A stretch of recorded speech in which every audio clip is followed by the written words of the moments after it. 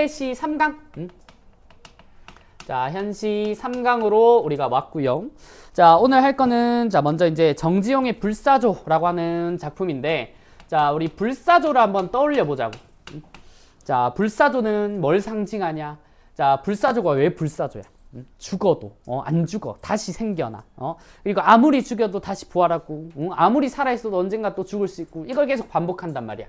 자, 불사조에서 우리가 이끌어낼 수 있는 의미를 조금 먼저 적어주면, 자, 소멸과 자, 생성의 이미지를 가지는 게 이 불사조라고는 이제 대상이라고.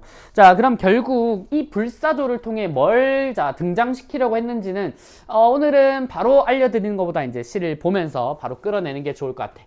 자, 우리가 잘 아는 자, 정지용 시인의 시입니다. 자, 이거는 뭐 추가적인 걸 미리 이제 설명드릴 건 없을 것 같고요. 자, 바로 본문 한번 보자고. 자, 본문을 보면 자, 처음에 바로 뭐라고 나와? 자, 비애라고 나오지, 비애. 자, 거기에 자, 느낌표까지 지금 자, 쓰고 있는데, 자, 이 비애를 우린 뭘로 잡을 거냐? 자, 먼저 자, 화자의 정서. 자, 슬픔이란 정서를 드러내면서, 자, 편상의 특징이라면, 자, 요 느낌표 밑에 자, 적어줄까요? 자, 영탄으로 적어줍시다. 단점이 있어. 이 분필이랑 이 분필이랑 다르거든. 요거 제가 최근에 새로 산 분필인데, 이거는 물로만 지워야 되고, 이거는 물이 있을 때 쓰면 안 돼. 그래서 이제 조금 마르는 시간이 필요하긴 한데, 내가 좀 늦게 지었어. 자, 어쨌든 자, 잘 봐주세요. 자, 우리 비의 느낌표 밑에 자, 영탄이라고 얘기를 했는데, 자, 영탄을 통해서 비애라는 감정을 표출하고 싶었던 것 같아. 자, 그리고 그 뒤에 너는 모양할 수도 없도다 라고 나와요. 자, 여기 너가 나오고, 자, 이 너한테 모양할 수 없다라고 하는 말이 나와. 자, 모양할 수 없다라고 하는 말은 모양을 만들어낼 수 없다, 모양이 없다, 형태가 없다, 이런 뜻이야. 자, 비애는 당연히 이제 뭐 감정이기 때문에 모양은 없을 거고, 자, 여기서 또 하나 더. 자, 이 너라고 하는 요 시적 대상은 지금 비애를 표현한 표현일 거야, 그치? 자, 그래서 이 비애를 자, 의인화시켜 놓은 표현이다. 자, 어쨌든 영탄이든 의인이든, 자, 지금 화자가 가지고 있는 비애라는 감정을 효과적으로 드러내기 위한, 자, 그런 이제 편상의 특징이라고 봐요. 자, 그리고 너는 나의 가장 안에서 살았도다, 여기 밑줄. 자, 이 너가, 어디에? 자, 나, 시적 화자의, 자, 가장, 자, 안에서, 자, 살았도다, 라고 얘기를 합니다. 살었도다라고 돼 있죠. 자, 나의 가장 안에서라고 하는데, 자, 이 가장 안을 우리는 오늘 뭐라고 잡을 거냐면, 자, 이 비애라고 하는 감정은 자, 나의 가장 자, 근원 안에 있는 감정이다. 이걸 표현하고 싶은 거예요. 자, 사실 1년에서 바로 다 나왔어요. 자, 이 비애는 인간이 느낄 수 있는 가장 근원적인 감정입니다 라고 해서 전반적으로 그냥 슬픔을 표시한 시야. 자, 그래서 이연으로 바로 가시면, 자, 이 너라고 하는 비애를 자, 이제 계속해서 비유해 나갈 겁니다. 자, 먼저 자, 너는 박힌 화살, 날지 않는 새. 자, 여기 동그라미 쳐볼래? 자, 박힌 화살. 자, 그리고 자, 날지 않는 자, 새. 자, 요 둘의 공통점을 한번 볼까? 자, 박힌 화살이고요. 자, 이 박힌 화살은 쉽게 빼기가 어려울 거야. 자, 그리고 날지 않는 새다라고 하는 것도 자, 어딘가로 날아가지 않으니까 둘 다 움직임이 없어요. 그죠? 그 자리에 가만히 이제 있어야 되는 자, 일종의 자, 정적 이미지라고 해주자고. 정적 이미지. 자, 그래서 움직이지 않는 이런 이미지들을 가진대요. 자, 뭐가 이 비애라고 하는 감정이. 그럼 이 비애라고 하는 감정은 내 가장 안에 박혀서 쉽사리 움직이거나 사라지거나 이동하지 않는 자, 그런 감정이라고 보면 되겠지. 자, 그래서 날지 않는 새, 나는 너의 슬픈 울음과 아픈 몸짓을 지니노라 라고 합니다. 화살에 박혀 있으면 당연히 계속해서 아플 거 아니야, 그치? 자, 그리고 3년으로 가면 너를 돌려보낼 아무런이에요. 자, 아무런 이웃도 찾지 못하였노라. 자, 은밀히 이르노니, 자, 행복이 너를 아주 싫어하더라 라고 얘기를 합니다. 자, 행복이 너를 아주 싫어한다라고 하는데, 뭐, 그건 당연할 겁니다. 자, 이 비애, 슬픔이라는 감정과 자, 여기 나오는 자, 행복이죠. 자, 행복이라고 하는 감정은 서로 대조되는 이미지가 있기 때문에 자, 이 행복이 비애를 싫어한다라고 하는 말도 자, 일종의 의인이겠죠.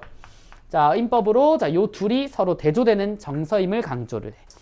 자, 그리고 이제 사연으로 가시면 자, 비슷하게 나와요. 아까 우리 처음에 자, 나의 가장 안에서 살았다라고 하는 게, 자, 이 근원적인 감정이다를 밝혔던 것처럼, 자, 너는 짐짓 나의 심장을 차지하였느냐라고 합니다. 자, 여기, 자, 심장을, 자, 차지의 밑줄.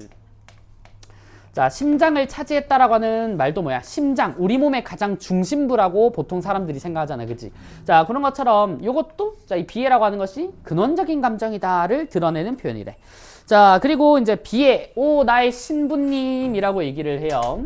자, 여기 뭐 오라고 하는 영탄법도 당연히 있는데, 자, 이번에는, 자, 이, 비애라고 하는 감정을, 자, 신부라고 지금 표현을 해. 자, 물론 바퀴나 살, 자, 날지 않는 새, 그리고 신부에도 동그라미 치면, 자, 이 셋은 전부 다 비애를 비유한 표현일 건데, 자, 아까 우리 바퀴나 살과 날지 않는 새는 정적인 감정이다라고 하는 걸 드러낸다면, 자, 신부, 자, 신부는 나랑 결혼한 여자를 얘기를 하잖아, 그치?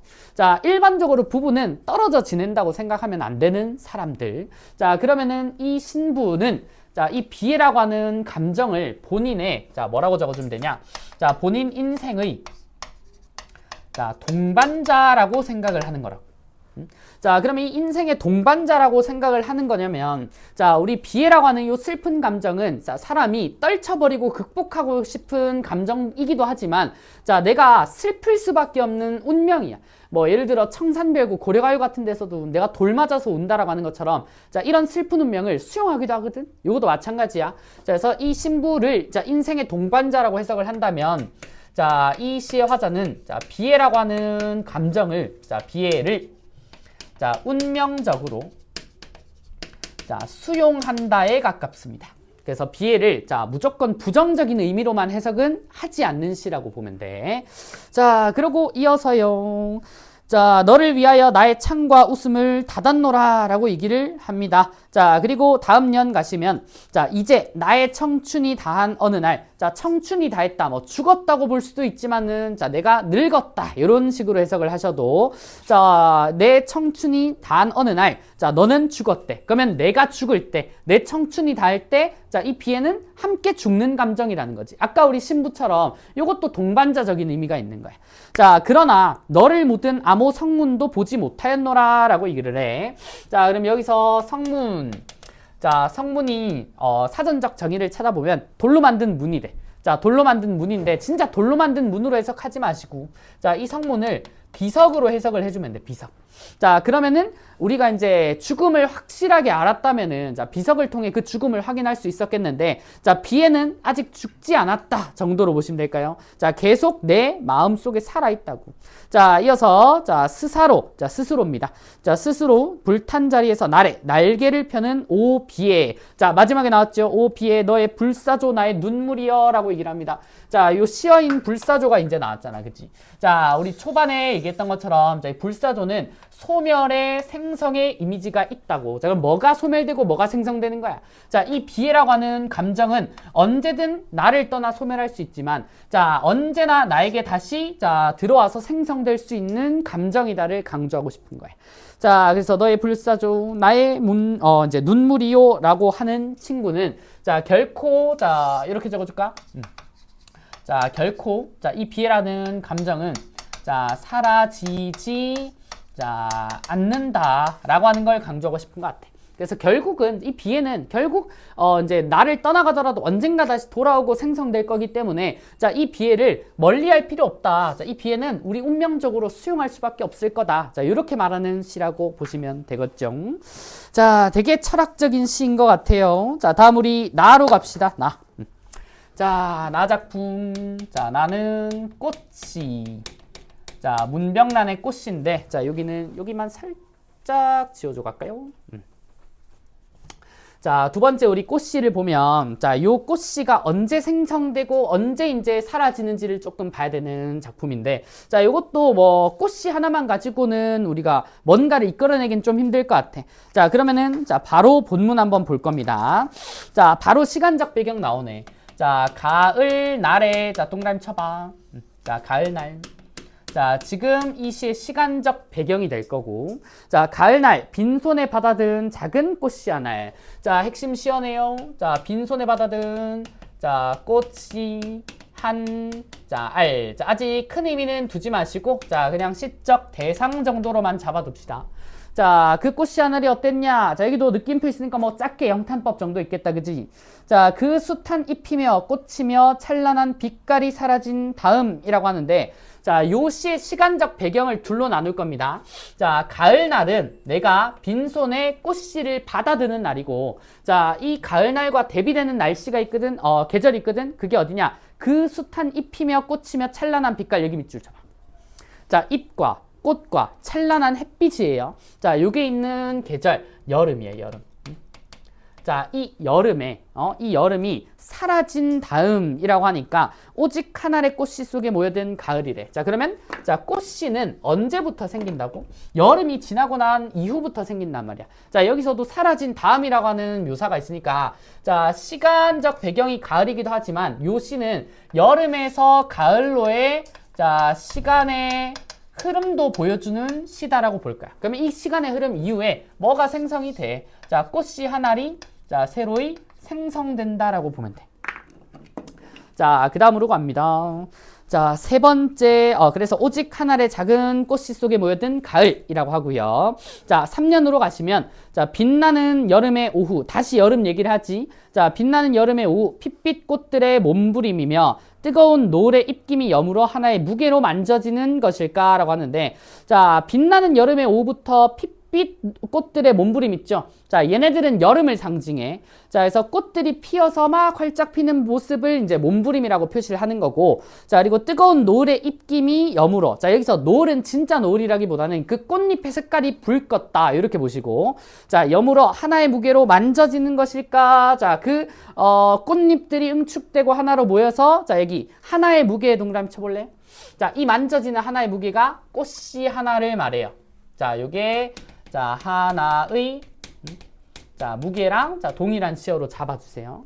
자, 그리고 이제 4연으로 가시면 자, 비의 껍질을 모아 불태워버리면 갑자기 뜰이 넓어가는 가을날이라고 하고요. 자, 내 마음 어느 깊이에서도 자, 고이 여물어가는 자, 빛나는 외로움이다라고 얘기를 합니다.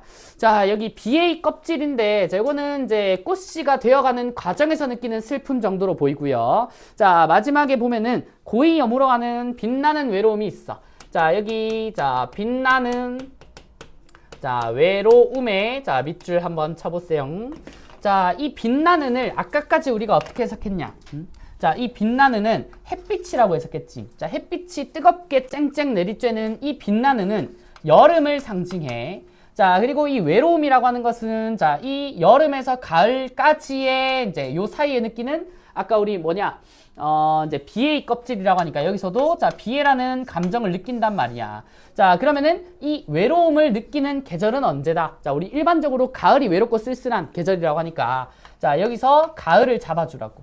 자, 근데 우리 잘 봐요.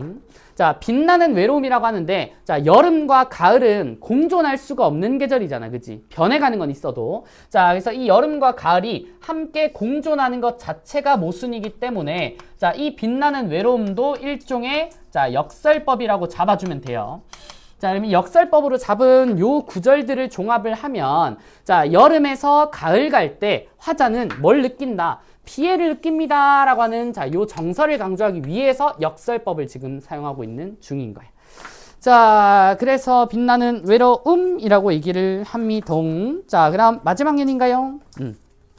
자, 오늘은 한 알의 꽃씨를 골라 긴 기다림의 창변에 화려한 어젯날의 대화를 묻는다라고 얘기를 합니다. 자, 마지막 구절이 이제 핵심 구절인데, 자, 여기 밑줄 화려한 어젯날의 대화를 묻는다. 자, 화려한 어젯날의 자, 대화를 자, 묻는다라고 하는데 자, 이 화려한 어젯날은 자, 그냥 과거로 잡아주면 돼요. 과거.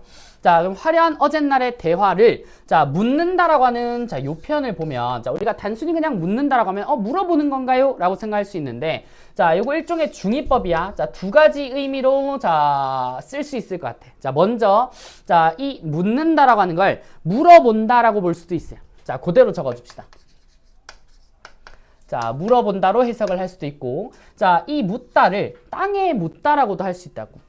자, 그래서 물어본다 내지 자, 묻는다로 해석이 됩니다. 자, 그러면 어떤 이제 차이가 생기냐면, 자, 화려한 어젯날의 대화. 그러니까 과거를, 자, 물어본다라고 하면은 떠올리는 게 될 수 있고, 자, 떠올리는 게 될 수도 있고, 자, 그리고 묻는다라고 하면 어때요? 자, 가슴 속에 묻는다라든지, 자, 이 얘기는 묻어둔다라고 하면 하지 않는다라고 보면 되잖아. 그치? 자, 떠올리거나 아니면, 자, 오히려 떠올리려 하지, 자, 떠올리지 않는다라고 우리가 해석을 할 수 있다. 자, 두 가지 방향 어디로도 해석을 할 수 있습니다. 자, 그럼 결국, 자, 이 한 알의 꽃씨를 골라서 거기에 화려한 어젯날의 대화를 묻는다라고 하는 거는, 자, 이 과거를 뭐 물어보든 아니면 자, 그걸 묻어버리든 자, 과거를 더 이상 생각하지 않는다 정도로 해석을 할까요? 자, 그러면 자, 이거 뭐다? 자, 사람이 과거에 이제 이 빛나던 것에서 넘어가서 이제 이 가을의 비애를 느끼는데, 자, 이 사람도 이 비애를 그냥 수용하겠다 정도로 이제 보시면 될 것 같아. 자, 그래서 이 비애를 자, 결국 요 시도 자, 수용을 하겠다는 태도를 자, 여름 빛나는 계절을 이제 가슴속에 묻어두고, 자, 가을을 온전히 받아들이는, 자, 이걸 우리는, 자, 정신적, 자, 성숙으로, 자, 받아들여 줍시다. 자, 길게 왔어요. 되게 철학적인 시들을 많이 하는 것 같은데, 자, 이 꽃씨를 받아드는, 가을을 온전히 받아들이는 내 모습은, 자, 이런 쓸쓸하고 외로운 계절이더라도 나는 그 비애를 받아들일 거야 라고 하는, 자, 일종의 정신적인 성숙. 만약에 여름에 머물러 있었다면, 자, 화려했던 그 어젯날, 화려했던 그 이제 기분 좋았던 여름을 계속 가지고만 가면 가을이 엄청 싫을 거란 말이야, 그치? 근데 가을이 어떻게든 왔지만, 내년도 오겠지. 그리고 이 꽃씨는 어때? 이 꽃을 심으면 내년 봄에, 내년 여름에 다시 개화를 하고 즐거운 순간은 올 거니까. 자, 그래서 나름의 정신적 성숙을 얘기하기 위한 이런 시라고 보시면 좋을 것 같아요. 자, 이게 현대시, 자, 3강 되겠습니다. 현대시 3강. 자, 그리고